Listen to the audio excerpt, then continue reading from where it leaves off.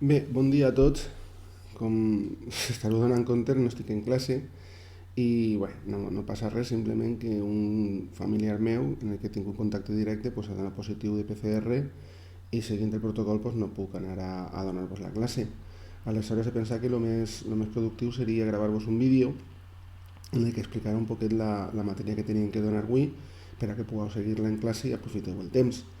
Evidentment això trastoca un poquet d'esplàs, però bueno, quan torni jo a classe si n'he que repassar alguna cosa se repassa i no s'apura per aquest aspecte. Val?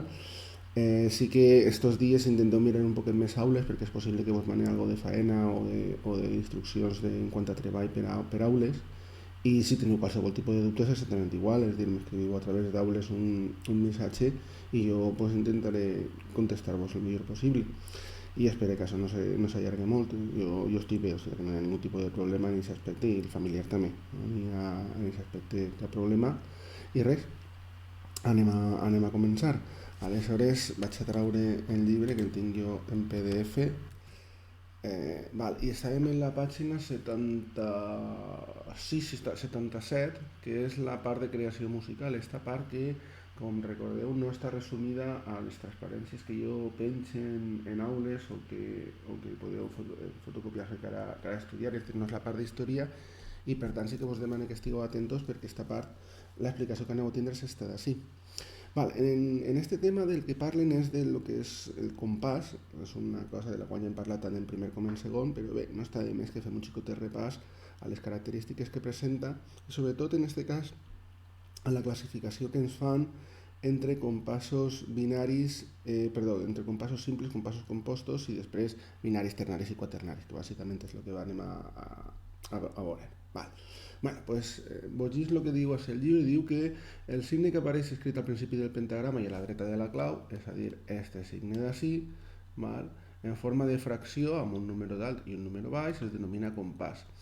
Diu, i això és important, que el compàs no és més que una invenció humana per aconseguir organitzar el ritme d'una forma ordenada. És a dir, que el ritme, de forma natural, pues no necessita d'un compàs, perquè jo de la mateixa forma que quan parlo no necessite tenir les paraules escrites, perquè les paraules sorgeixen, pues en la música passa el mateix, és dir, que el que fem nosaltres amb el compàs simplement és intentar organitzar aquest ritme per entendre'l millor. Val? I aquesta organització té dues característiques, i passa ja a la partitura per explicar-lo. Quan jo fico un compàs així, vaig a gastar, pues, jo que sé, el 2x4 per exemple, val? El que estic fent bàsicament és agrupant les unitats rítmiques en unitats de la mateixa durada, és a dir, de tal forma que el que cap en este compàs és exactament el mateix que va caber així, exactament el mateix que cabrà així, etc etc etc. És com per exemple quan nosaltres els diners els partim en unitats que són els bitllets, que són de 5 euros o de 10 euros o de 20 euros. Pues bueno, imagineu-se que nosaltres quan fem un compàs en una partitura el que fem és que forcem a que totes les agrupacions que fem siguin de la mateixa quantitat, per exemple de 20 euros o equivalent a 20 euros. En aquest cas, el que cap en cada un d'aquests compassos ens ho diu el quebrat o la fracció que ara després explicarem. Val? I una altra cosa molt important que ens diu sempre el compàs és l'accentuació d'aquest ritme. De la mateixa forma que quan jo estic escrivint no és el mateix dir esta que està, tenen un significat completament diferent d'aquestes dues paraules, simplement perquè l'accentuació és diferent, doncs en el discurs musical passa algo semblant, és dir, no és el mateix escriure un fragment en un compàs de 2x4 que en un compàs de 3x4, perquè el ritme associat és diferent i per tant les accentuacions són diferents.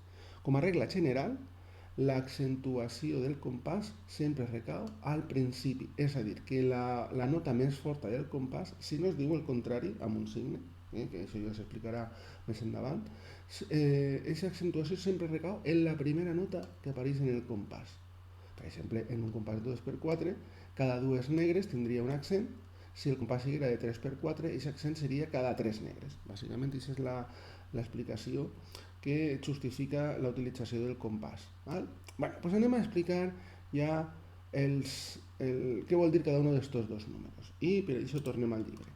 Diu ara, recorda, el numerador de la fracció, és a dir, el número de dalt, ens indica dues coses. Primer, el número de temps que té el compàs, és a dir, un compàs de 2 per lo que siga, tindrà 2 temps, un compàs de 4 per lo que siga tindrà 4 temps, un compàs de 16 o de 20 o de 24 tindrà aquest número de temps, en principi anem a parlar de temps, en cada una de les unitats, en cada un dels compassos. Val?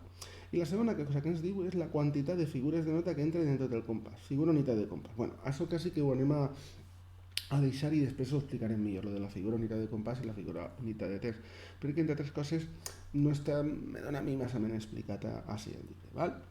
Bé, per l'altra banda, el denominador, és a dir, el número de baix de la fracció, ens indica la classe de figura, redona, blanca, negra, corxera, etc., que entra en un temps des que hem ficat així, val? Figura unitat de temps. Val?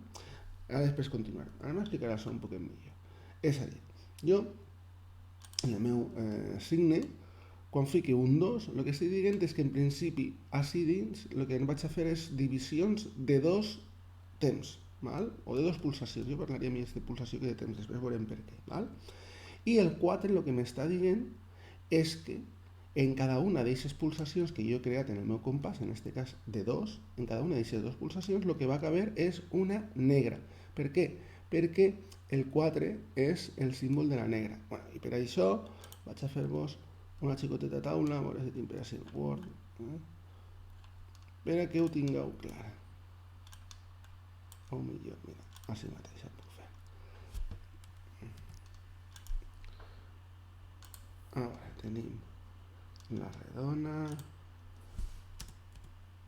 la blanca, la negra, la corxera i fins la semicorxera. Se podria seguir, això podríem allargar-lo més, però no crec que sigui necessari. Això m'ho vaig així. Aleshores, el signe, o el número, millor dit, que representa la blanca, és el...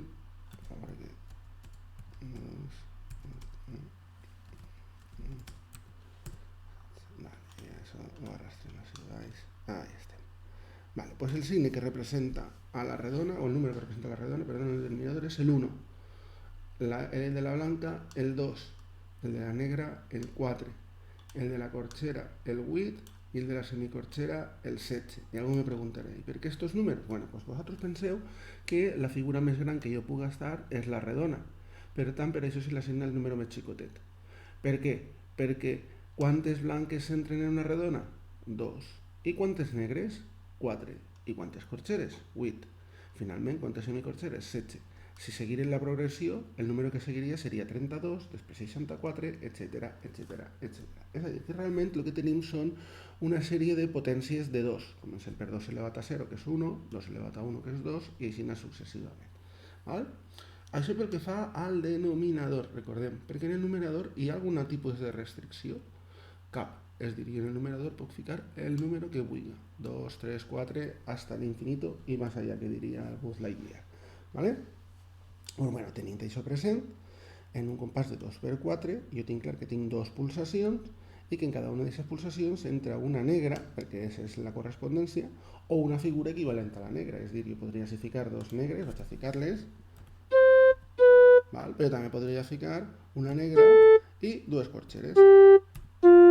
O podria ficar 4 semicorxeres i una corxera en puntet, una semicorxera i així ja dos negres i una blanca, per exemple. Bueno, pues això seria un compàs perfectament, o sigui, un fragment musical perfectament dividit en compassos de 2x4, de 2 temps, que en cada temps cap una negra. Val? Què passaria, fixeu-vos atents, si jo en vegada de tindre un compàs de 2x4 tinguera un compàs de 4x4, de 3x4. Me vinc així i dic que el temps, en vegada d'un 2x4, vull que sigui de 3x4. Doncs mireu que l'agrupació és completament diferent, perquè ara en cada compàs el que estan cabent són 3 negres. Fixeu-vos que la blanca la tinc que dividir en 2 parts perquè si no, no me cabe en el compàs. Si jo el que tinguera és un compàs de 4x4, pues la distribució seria diferent, així tornaria a poder tindre la blanca sense cap tipus de problema. Val? I anem a veure si s'aprecia com sonen de forma diferent estos fragments en un 2x4, en un 3x4 i en un 4x4. He de dir que entre el 2x4 i el 4x4 no aneu a apreciar massa diferència. Entre els compassos binaris o ternaris no n'hi ha massa diferència. Però bueno, ara li dono un poc de volum i escoltem.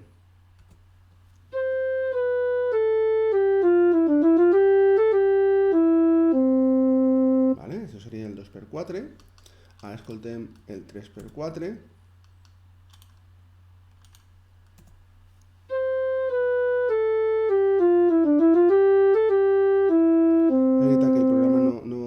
Accentuar massa destacat els accents, però bueno, una certa diferència sí que n'hi ha. I en el cas del 4x4 ja vos dic que així sí que notaré poca diferència respecte al 2x4, però bueno.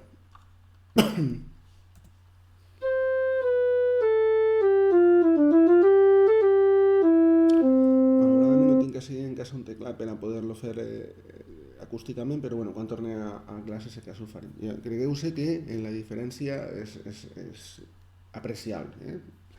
Bueno, ja tenim explicat el que és el numerador i el que és el denominador d'un compàs. Bueno, hauré vist, quan he ficat així la barra de compassos, que tinc l'opció de ficar esta C partida i esta C. Això realment corresponen a dos compassos, són els dos únics compassos que poden representar mitjançant una lletra i no una fracció, però bueno, per a que ho tingueu clar, el 4x4, la C és el compassillo, que és un 4x4, i la C amb una barra és el compassillo binari, que és un 2x2. És a dir, quan vosaltres vegeu en alguna partitura una C, penseu en un 4x4, quan vegeu una C partida, penseu en el 2x2. Jo en classe no vaig a gastar aquestes lletres, encara que són habituals. Sobretot la C és una lletra que es gasta molt a l'hora de representar un compàs, bàsicament perquè acaba sent una lletra. Val? Bueno, doncs seguim. Diu ara, depenent de que cada temps fora divisible per 2 o per 3, obtenim dos tipus de compassos. I així és on està un poquet el lío. Val. Compàs simple o de subdivisió binària. Això serà l'explicació fàcil o serà el compàs fàcil. Compassos en què cada temps es pot dividir en dos parts o meitats. Es denominen simples o de subdivisió binària. Per què de subdivisió binària? Perquè cada una de les parts o temps que té el compàs es divideix en dos subfigures, que, si pensem, és la relació que hi ha entre una figura i la immediatament inferior. És a dir, si jo tinc temps de blanca, si jo vull dividir la blanca en dos parts, què és el que m'eix? M'eix negra, que és la figura, diguem, normal. Aleshores, ahí no tenia cap tipus de problema. I els més gastats són el compàs de 2x2, que també, com he dit, se pot representar mitjançant la C partida, que indica que el compàs té dos temps i que a cada temps li correspon una blanca. Dos temps per el numerador i la blanca per el 2 del denominador. És a dir, que en cada un d'aquests dos temps el que cap és una blanca. Ja està. Per tant, com és un compàs de dos temps, és un compàs binari. Compàs de 2x4, exactament el mateix, amb la diferència que en vegada de tindre un 2, tinc un 4, i per tant, ara a cada temps li correspon en vegada una blanca, una negra. Continua sent un compàs binari. Compàs de 3x4, doncs és com el compàs de 2x4, en la diferència que ara no tinc dos temps, sinó que tinc tres temps, és el que està dient així. Indica que el compàs té tres temps i que cada temps li correspon una negra. Compàs ternari. 2 binari, 3 ternari, 4 quaternari, que és el cas del compàs de 4x4, que també se denomina compàs de compassillo. Vale, pues se pot representar de les dues formes que jo us he indicat, i la important, que és aquesta en la que s'anem a quedar, tenim 4 temps i en cada un d'aquests temps cap una negra. Estos són amb molta diferència els compassos que més es gasten, el de 2x4, el de 3x4 i el de 4x4. Per què? Perquè la unitat de referència habitualment sol ser la negra. Se podria gastar la blanca, seria 2x2, 3x2, 4x2, podria ser la redona, 2x1, 3x1, 4x1, la corxea, 2x8, 3x8, 4x8, la semicorxea, etc. Però així en el que ens tenim que quedar és en el numerador. Numerador 2, compàs binari simple. Numerador 3, compàs ternari simple. Numerador 4, compàs quaternari simple. No té massa secret. Passem ara al compassos compostos. És així on arriba el lío. Per què és així on arriba el lío? Perquè en este cas el que es fa és agrupar les parts que formen el compàs i, per tant, este 6 ja no està fent referència als temps del compàs, sinó a les parts. Per què? Perquè aquestes parts, com diu així, se van agrupar en grups de 3 i per tant aquestes 6 parts es van agrupar en 2 temps. Així ho tenim. Val? Els compassos en què cada temps es pot dividir en 3 parts o terços es determinen compostos de subdivisió ternària. Per què subdivisió ternària? Perquè cada un dels temps resultants, ara ho veurem, realment és la combinació de 3 parts iguals. Això que tenim així ja no van a ser temps sinó parts. ¿Vale? Aleshores, són aquells que tenen com a numerador les xifres 6, 9 o 12. Si vosaltres dividiu per 3, 6, 6 entre 3 ens dona 2, per tant el compàs de 6 és un compàs binari perquè té 2 temps, ara ho explicaré. El compàs que té un 9 dividint-lo per 3 menys 3 temps, per tant és ternari, i el que té un 12 és de 4 temps, dividint 12 per 3 és 4, i és per tant quaternari. Val? Anem a veure si ho expliquem d'alguna forma que se pugui comprendre. Val? Jo vaig a borrar d'augment això. No, espera, cancelar. Vaig a borrar únicament el que són les notes. Val? Sí. Ui, bueno, doncs dona igual, creo un nou compàs i ja està. Ahí estem. Vale, pues jo, si ara fique un compàs de 6 per 8, val? El que estic dient és que en aquest compàs vaig a tindre 6 parts i cada una d'aquestes 6 parts el que cap és una corxea. Val? Aplicant la definició que hem fet del quebrar de compàs seria això. Vale, pues jo vaig a ficar les 6 corxeres. Perdó. Vaig a fer les 6 corxeres. Fixeu-vos que el programa per defecte ja les corxeres les va agrupant de 3 en 3, perquè realment jo el que faig quan penso en aquest compàs és agrupar aquestes 3 parts en un únic temps. És dir, de tal forma que jo és com si tinguera un únic temps que ara ja no és de negre, sinó que és de negre amb puntet. És a dir, que les figures que prenen un temps en un compàs composto sempre va ser una figura amb un puntet. Per què? Perquè aquesta figura jo la vaig a poder descomposar en quantes parts? En 3 parts i no en 2. Val? Per això es diu de subdivisió ternària. I a l'hora de pensar en els temps que té aquest compàs, jo no dic que té 6 temps, sinó que dividisc el 6 per 3 i m'eix 2 temps. És un poc el líos, jo ja sé que és un poc el líos, però bueno, és com està muntada la teoria musical i no n'hi ha més. Val? Aleshores, com que jo aquestes 6 parts estic agrupant-los en grups de 3, ja no és un compàs obvi o directe o simple, sinó que diguem que són compassos compostos. Val? Aleshores, tornem al llibre i recordem que els compassos més habituals són el 6 per 8, el 9 per 8 i el 12 per 8. Si jo agafe el 6 per 8, quants temps tinc? Bueno, doncs tinc 2 temps que sorgeixen de la unió en grups de 3 corxeres de cada d'aquestes 6 corxeres. Aleshores, 3 corxeres, si les sume, què és el que donen? Una negra amb puntet. Mireu, per tant, que la figura de temps que plena un temps en un 6 per 8 és la negra amb puntet, mentre que en el 2 per 4 la referència era la negra. És a dir, sí que n'hi ha una correspondència directa entre el compàs de 2 per 4, el compàs binari simple que més es gasta, i el compàs de 6 per 8, que és el compàs binari compost que més es gasta. I és que la unitat de temps en este és la negra, tenim 2 negres per cada compàs, i així és la negra en puntet, és a dir, que en cada temps entra una negra en puntet. ¿Vale? Anàlogament, en el compàs de 9 per 8, el que jo faig és agrupar per grups de 3 i per tant tinc 3 temps. No tinc 2 temps com tenien les 6 per 8, sinó 3 temps, i per tant el compàs és ternari. La figura unitat de temps és la negra amb punt. Finalment, en el 12 per 8 tinc 4 temps, 12 entre 3 són 4, i ja està, no té més, no hi ha més secret ahí. Val, igual que tinc 6 per 8, 9 per 8, 12 per 8, podria tindre 6 per 4, 9 per 4, 12 per 4, 6 per 2, 9 per 2, 12 per 2, etc. Això en qualsevol dels denominadors que jo pugui estar, que torno a recordar, són el 1, el 2, el 4, he borrat això, el 8 i el 16.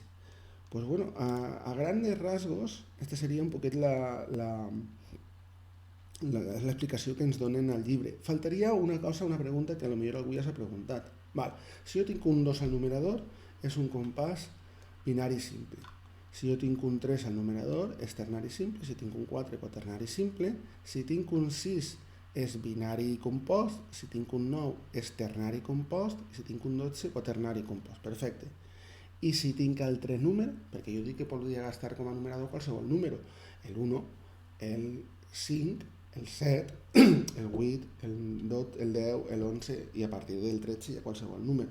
Bueno, pues en estos casos se diu que el compàs és un compàs d'amalgama. El terme amalgama fa referència a una mezcla que no és homogènia, és dir, que no és sempre igual. Bueno, i en aquest cas el que ocorre és que jo, aquests temps, per exemple el 5, ho vaig agrupar en grups, però clar, si tu agrupes 5 en grups, o tens 2 i 3, o tens 3 i 2, però mai vas a poder tindre 2 i mig i 2 i mig, perquè evidentment el que jo faig són agrupacions de números naturals, no de números fraccionaris. Aleshores, com que l'agrupació de compassos és irregular, per això el terme d'amalgama.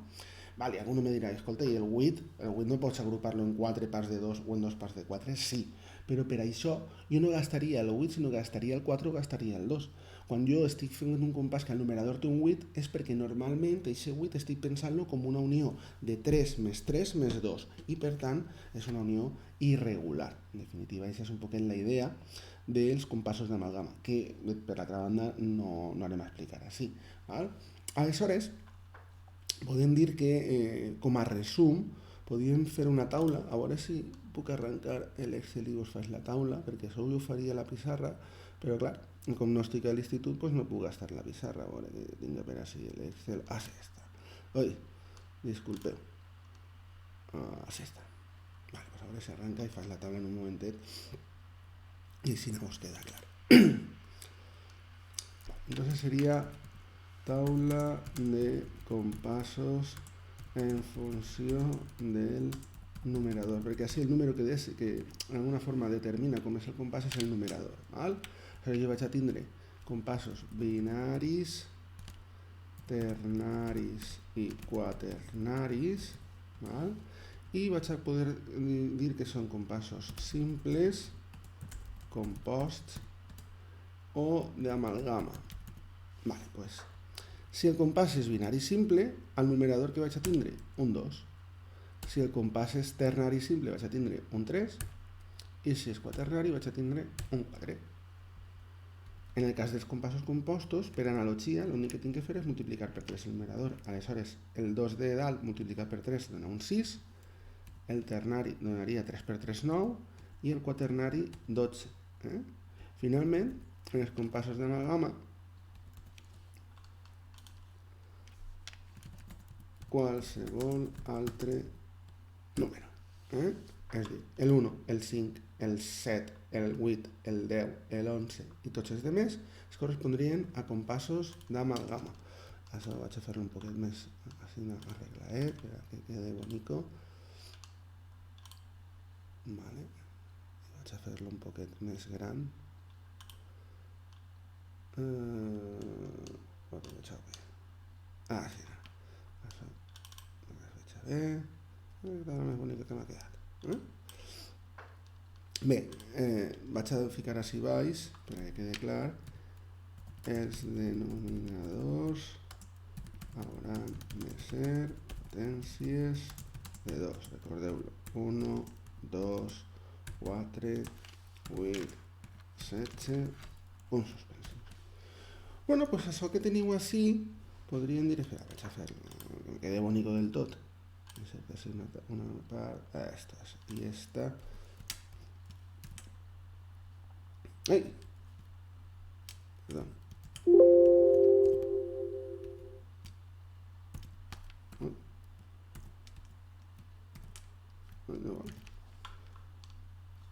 Ahora consigo.